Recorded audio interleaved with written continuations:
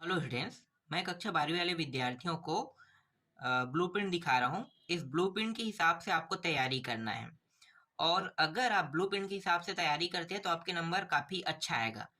But जो blueprint दिखा रहा हूँ या ये कहे कि ये जो सब्जेक्ट है वो सरल नहीं होगा, काफ़ी कठिन होगा आप लोगों के लिए, क्योंकि मैंने खुद इन सारे टॉपिकों को देखा है और सारे टॉपिकों को देखने के बाद मैं आपको इसके बारे में कुछ बताने वाला हूँ। हम किस तरह से इसकी पढ़ाई कर सकते हैं, इसे आसान कैसे बनाएंगे। तो अभी थोड़ा सा चर्चा कर लेते हैं। जब मैं आपको पढ़ाऊंगा तो ये जो टॉपिक है वो आसान होते जाएगा। तो देखो, यहाँ पे सबसे पहले आपको रीडिंग कॉम्प्रिहेंशन में देखना है। तो रीडिंग कॉम्प्रिहेंशन यहाँ पे आपको दिखाई दे रहा है, ठीक है, जो ए सेक्शन में रहेगा। इसमें 3 टॉपिक आएगा।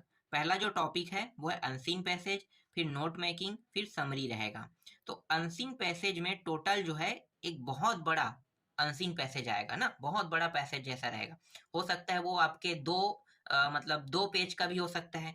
तो 2 पेज समझ सकते हो, ये तो जो मैं टॉपिक दिखा रहा हूँ ये 1 पेज में है ना, तो इसी तरह से 1 पेज में और रहेगा। तो उतना बड़ा तो हम पढ़ नहीं सकते, तो 2 पेजों में रहेगा। अब उन 2 पेजों में जो पैसेज रहेगा उनमें से 5 एमसीक्यू आएगा। जैसे कि क्या करते हैं, 4 विकल्प रहता है, उसमें से एक छांटना होता है ना, और 7 प्रश्न रहेंगे। उनमें से प्रश्नों को पढ़ के क्या करना है, उसका उत्तर उन्हीं पैसेज से ढूंढना है। हो सकता है बहुत से लोगों को ये सरल लगता है, अच्छी बात है, पर सरल होता नहीं है। अगला है नोट मेकिंग। ठीक है, नोट मेकिंग, मैं मुझे पता है कि आप लोगों को नोट मेकिंग के बारे में पता नहीं है। चलो मैं आपको थोड़ा सा यहीं पे बता देता हूँ। नोट मेकिंग जो होता है वो ये भी एक बहुत बड़ा पैसेज रहेगा।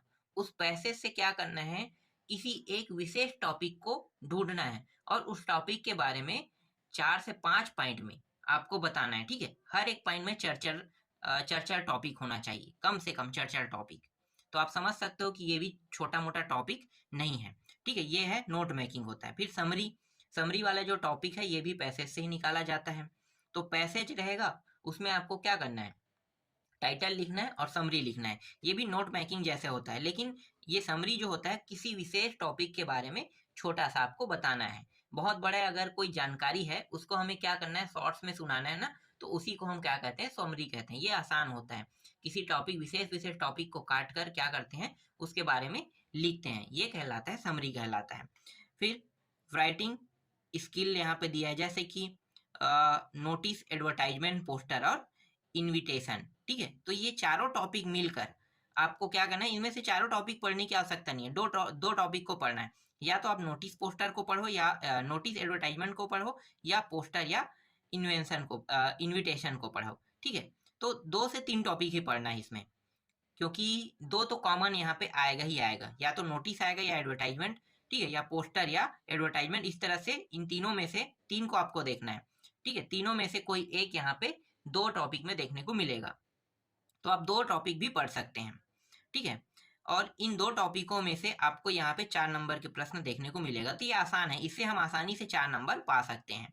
मैं इन सारे टॉपिकों के बारे में बताऊंगा। आप लोगों को जो टॉपिक अच्छा लगे उनकी आपको आपको क्या करना है, प्रैक्टिस कर लेना है। ऐसा नहीं है कि मैं 4 टॉपिक बता रहा हूँ तो आप चारों टॉपिक की प्रैक्टिस कर लोगे, ऐसा नहीं है। सिर्फ आपको उनमें से 3 करना है या 2 कर लेना है मुख्य रूप से। जो ज़्यादा आने के चांस रहेंगे उनको हम लोग देखेंगे। फिलहाल मैं चारों टॉपिक बताऊंगा। इसके बाद लेटर है। ठीक है, लेटर में तो बहुत प्रकार के लेटर है। अब इतने सारे में हम कितने को पढ़ेंगे, इसके बारे में तो कोई जानकारी नहीं है, पर हम देखेंगे कि विशेष लेटर कैसे तैयार किया जाता है और उन लेटरों को बनाया कैसे जाता है। तो हर लेटर में कुछ ना कुछ कॉमन होता है, उन्हीं कॉमन चीज़ों पे हम यहाँ पे चर्चा करेंगे। फिर इसके बाद है कंपोजिशन दिया हुआ है, तो कंपोजिशन के बारे में देखेंगे। ठीक है, कंपोजिशन मैंने अभी तक नहीं देखा है कि ये कौन से टॉपिक की बात कर रहा है, तो इसको मैं आपको बाद में बताऊंगा। फिर है ग्रामर, ग्रामर से कुछ प्रश्न आएंगे, जैसे कि खाली स्थान भी हो सकता है वहाँ पे, डू डायरेक्टेड हो सकता है, वाइस हो सकता है, तो ये सब ग्रामर के अंदर आता है। इसके बाद ये जो सी सेक्शन में आपको जो प्रश्न देखने को मिल रहा है, ये सी सेक्शन वाला जो टॉपिक है ये आपके बुक में क्वेश्चन आंसर बताने वाला। ठीक है, तो ये 15 नंबर का रहेगा और ये काफ़ी टफ भी हो सकता है। तो ये 8 यहाँ पे बताया है, नहीं 8 नंबर का है और यहाँ पे 2 प्रश्न दिया हुआ ना। हाँ, तो ऐसे ही ये 15 नंबर के आसपास जाएगा।